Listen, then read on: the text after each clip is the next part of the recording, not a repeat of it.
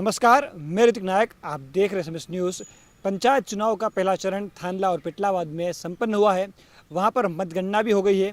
अभी आधिकारिक तौर पर कोई फैसला उजागर नहीं हुआ, यानी कि आधिकारिक रूप से घोषणा नहीं हुई है, लेकिन मतगणना के बाद अपने अपने लोगों के द्वारा पता करने पर जो जानकारियाँ मिली है उससे लोग अपने अपनी जीत के दावे कर रहे हैं।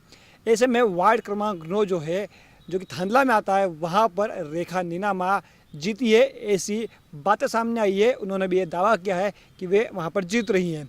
ऐसे में जयेश का खाता इस पंचायत चुनाव में खुल चुका है, ऐसा सभी लोग के द्वारा कहा जा रहा है। और पूरी संभावना है कि जो आधिकारिक घोषणा होगी उसमें भी रेखा नीनामा विजयी साबित होगी। तो जयेश की इस तरीके से ये एक औपचारिक रूप से हम कहें तो एंट्री हो चुकी है पंचायत चुनाव में जीत के साथ।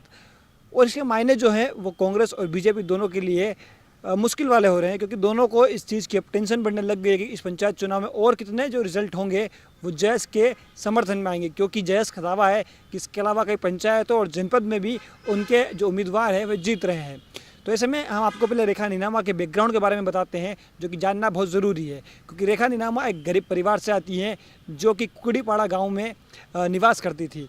उनके पिताजी की मृत्यु के समय उनके जो अंतिम संस्कार था उनमें 2000 रुपये की रिश्वत उनके परिवार वालों को देनी पड़ी थी, जिसकी जानकारी उन्हें बाद में मिली और उन्होंने ठान लिया कि अब इस सिस्टम को बदलना है। ऐसे में वो पढ़ने के लिए इंदौर गई, वहाँ PSC की तैयारी करी, लेकिन वहाँ से उनको जब जानकारी मिली कि गांव की हालत क्या है, गांव में किस तरीके से लूटा जा रहा है, कितना भ्रष्टाचार है, पंचायत दर्पण ऐप के माध्यम से उनको पता चला कि किस तरीके से गाँव में पैसा आता है, जो राशि आती है उसको गांव के जो प्रतिनिधि होते हैं वो गलत जगह दिखाकर, कागज़ पर दिखाकर निकाल लेते हैं और अपना घर भरते हैं। ऐसे में एक विसल ब्लोवर के रूप में उनकी एंट्री होती है और वो लगातार पंचायतों में ऐसे भ्रष्टाचार को उजागर करती है। इसके अलावा जो उनके गांव के आसपास स्कूलों में, हॉस्टलों में गद्दे की व्यवस्था नहीं और अन्य ऐसे मुद्दे उठाती रहती थी, जिसके बाद कई बार वो लोगों के या कह के ऐसे नेताओं के टारगेट पर आ गई थी जो उनसे परेशान हो रहे थे। और ऐसे में उस समय विसल ब्लोअर के तौर पर उनको सिक्योरिटी भी प्रदान की गई थी। तो लगातार पिछले 3-4 सालों से वो अलग अलग मुद्दों पर अपनी बात उठाती रही है। इसके अलावा एक विसल ब्लोअर के रूप में उन्होंने अलग अलग समय पर अलग अलग मुद्दों पर अपनी राय रखी है। इसके अलावा वो ये आपको बता दें कि जब वो पढ़ाई करती थी तो उस समय अलग अलग जगहों पर जाकर वो मजदूरी भी करती रहती थी ताकि अपना जीवन यापन कर सके।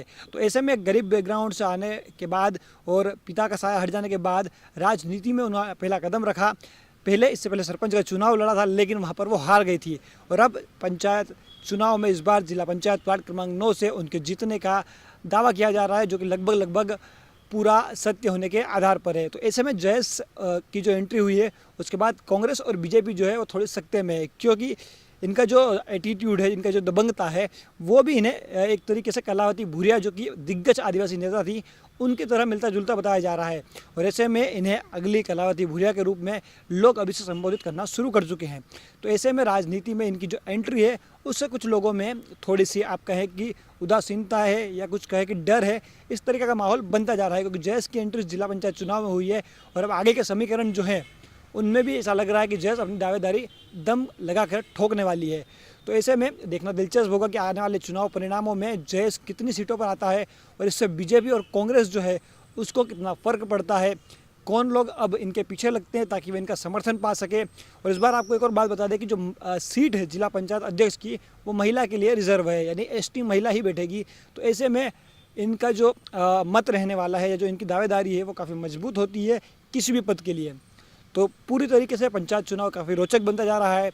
ऐसे में अगला चरण जो है झाबुआ जिले की अगली बाकी की विधानसभाओं में आएगा, वहाँ पर भी देखना होगा कि कौन विजय होता है और इस बार जो जिला पंचायत अध्यक्ष की सीट है उस पर कौन बैठता है, बीजेपी, कांग्रेस या कुछ भी हो सकता है। तो ऐसे में आपको क्या लगता है इस जीत पर उनकी और बाकी लोगों को क्या होगा, कमेंट बॉक्स में जरूर बताएं। बाकी की खबरों के लिए आप हमारे साथ बने रहे और चैनल को अभी तक सब्सक्राइब नहीं किया तो सब्सक्राइब करके बेल आइकन जरूर दबा लें।